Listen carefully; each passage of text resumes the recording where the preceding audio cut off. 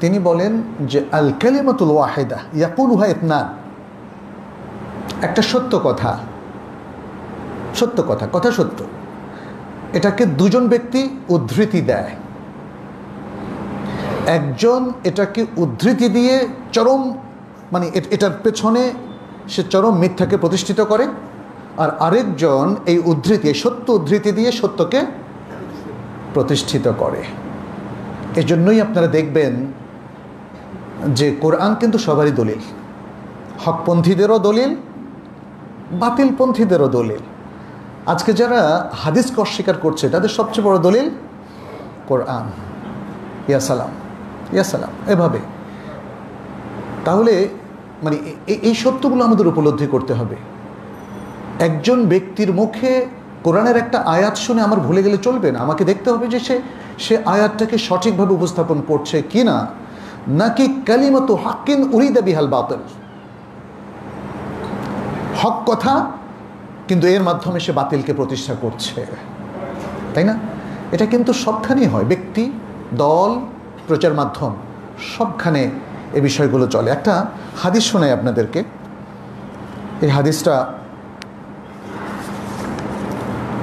নবী সাল্লাল্লাহু আলাইহি সাল্লাম থেকে সহিহ পন্থায় এসেছে এবং মুত্তাফাক আলাই। এই হাদিসটা সহিহ বুখারীর হাদিস, সহিহ বুখারীর হাদিস। মিথ্যা কথা বানানো এবং এটা প্রচার করার যে ভয়াবহ শাস্তি নবী সাল্লাল্লাহু আলাইহি সাল্লাম উল্লেখ করেছেন। তিনি বললেন, তার কাছে দুজন আগন্তুক এসেছিলেন, একটা ঘটনার বর্ণনা দিচ্ছেন।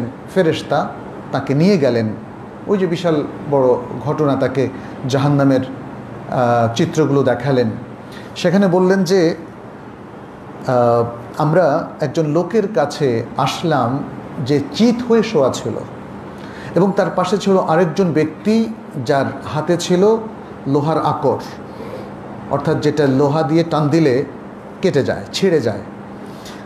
তো সেই ব্যক্তি যার হাতে লোহার আকরটা ছিল, অস্ত্রটা ছিল, তিনি কি করলেন, প্রথমে তার মুখমণ্ডলের এক পাশ থেকে একদম পেছন পর্যন্ত টান দিয়ে এটাকে ফেড়ে ফেললেন এবং তারপরে তার নাসারন্ধ্র অর্থাৎ এই নাকের জায়গাটাও ছেড়ে ফেললেন একদম শেষ পর্যন্ত, এবং তার চোখের, মানে এক পাশ থেকে আর কি, চোখের অংশটা ছেড়ে ফেললেন। এরপরে দ্বিতীয় অংশের দিকে তিনি মনোযোগ দিলেন। ইতিমধ্যে প্রথম অংশটা আবার আগের জায়গায় ফিরে আসলো। তখন দ্বিতীয় পার্টেও ঠিক একইভাবে তাকে শাস্তি দিলেন। এভাবে যখনই এক পার্টটা তিনি ফেড়ে ফেলেন তখন অন্য পার্টটা আবার আগের জায়গায় ফিরে আসে। নবী সাল্লাল্লাহু আলাইহি সাল্লাম বললেন, আমি জিজ্ঞেস করলাম, সুবহানাল্লাহ, এরা দুজন কে? একজন আরেকজনকে এভাবে শাস্তি দিচ্ছে, আরেকজন এভাবে এত কঠিন শাস্তি ভোগ করছে, কে এরা?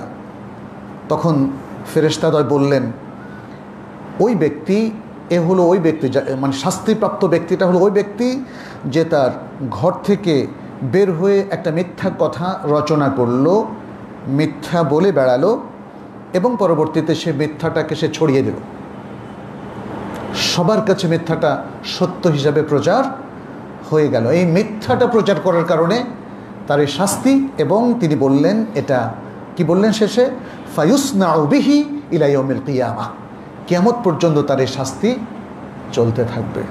এটা হলো আলামুল বারজাখের শাস্তি। কবর বলতে তো আমরা আলামুল বারজাখকেই বুঝি, অর্থাৎ একজন ব্যক্তির মৃত্যুর পর থেকে কিয়ামত কায়েম হওয়া পর্যন্ত দীর্ঘদিন ধরে তার এই শাস্তি চলতে থাকবে যদি সে মিথ্যা কথা বলে, মিথ্যা প্রচার করে। এটা শুধু সংবাদ প্রচারকের ক্ষেত্রেই নয়, বরং এটা সকল মানুষের ক্ষেত্রে। একজন ব্যক্তি, এখানে কারণ হাদিসে বলা হচ্ছে সে তার ঘর থেকে বের হয়ে মিথ্যা বলে। কেউ যদি বলে যে আমি ঘরে বসে বসে আমি ফেসবুকে মিথ্যা কথা লিখছি, তার ব্যাপারে কি এটা প্রযোজ্য হবে না? অবশ্যই হবে। এখানে বুঝতে হবে আসলে যেই লোকটা মিথ্যা বলে এবং মিথ্যাটাকে মানুষের মধ্যে ছড়িয়ে দেয়, তাহলে এটা যে কোনো ক্ষেত্রে, জীবনের যে কোনো ঘটনাই হোক না কেন, তার ব্যাপারে এই হাদিসটি প্রযোজ্য। অতএব আমাদেরকে অত্যন্ত সতর্ক থাকতে হবে প্রিয় ভাইয়েরা, যাতে করে কোনো মিথ্যার পক্ষে আমরা কাজ না করি, না জেনে কোনো মিথ্যাকে আমরা প্রচার না করি। এমনকি তাদের ক্ষেত্রেও এটা প্রযোজ্য হতে পারে, কেউ জেনে শুনে করলো আর কেউ না জেনেও করলো। এবং সেক্ষেত্রেও আপনি দেখবেন নবী সাল্লাল্লাহু আলাইহি ওয়াসাল্লামের হাদিস আছে, তিনি বলেছেন কাফা বিল মারই কাযিবান আন ইউহাদ্দিসা বিমা সামিআ। সহিহ হাদিস, অনেকগুলো হাদিসের গ্রন্থে হাদিসটা এসেছে। যদি কোনো ব্যক্তি যা শুনে তাই বলে তাহলে মিথ্যা হওয়ার জন্য এটাই যথেষ্ট, নবী সাল্লাল্লাহু আলাইহি ওয়াসাল্লাম বলেছেন। তাহলে যে ব্যক্তি জেনে শুনে মিথ্যা রচনা করে এবং ছড়িয়ে দেয়, কোনো সন্দেহ নেই সে সবচেয়ে বড় অপরাধী।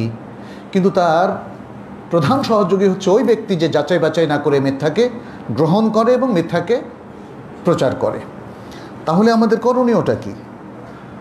এখানে আরও কয়েকটা বিষয়ও অনেকে বলেছেন, মানে সংবাদ প্রচারের ক্ষেত্রে যেটা অসততা অথবা যেটা মিথ্যার পক্ষে চলে যায়, আরবিতে এটাকে অনেক ভাষা দিয়ে বলা হয়েছে তালফিক, অর্থাৎ আগু পিছু করে শব্দ কিছু পরিবর্তন করে পরিবেশন করলো।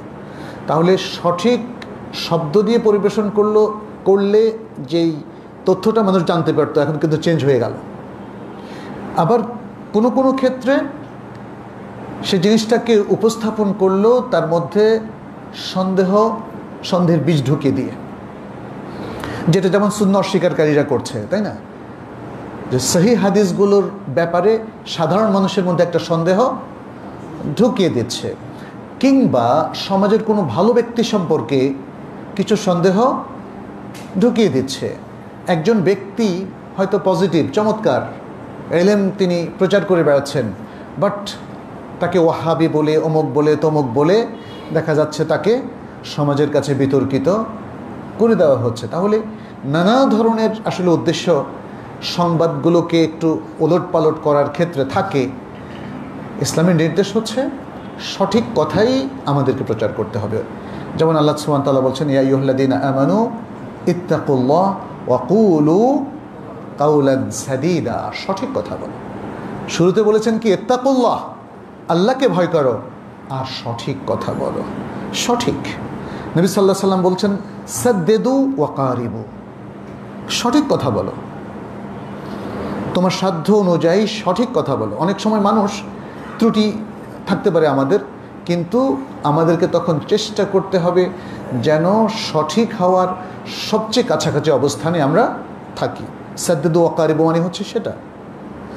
100% অ্যাকিউরেট থাকতে না পারলে তাহলে ক্লোজ টু অ্যাকিউরেসি, অর্থাৎ এই সঠিক কথার সবচেয়ে কাছাকাছি অবস্থানের জন্য সর্বাত্মক আমাদেরকে চেষ্টা করতে হবে। সুতরাং আমাদের সংবাদ প্রচারের ক্ষেত্রে, সংবাদ পরিবেশনের ক্ষেত্রে, কথা বলার ক্ষেত্রে, মানুষের কাছে তথ্য দেওয়ার ক্ষেত্রে, ফেসবুকে মন্তব্য করার ক্ষেত্রে, কিংবা সোশ্যাল নেটওয়ার্কে যে কোনো জিনিস শেয়ার করার ক্ষেত্রে, অথবা অন্যের কোনো বক্তৃতা, অন্যের কোনো আলোচনা, অন্যের কোনো সংবাদ পরিবেশনা, এগুলো পরিবেশন করার ক্ষেত্রে আমাদেরকে চূড়ান্ত সতর্কতা অবলম্বন করতে হবে, যেটি সূরা আল হুজরাতের 6 নম্বর আয়াতে প্রথম মূলনীতি হিসাবে আমাদেরকে আল্লাহ সুবহানাহু ওয়া তাআলা দিয়েছেন।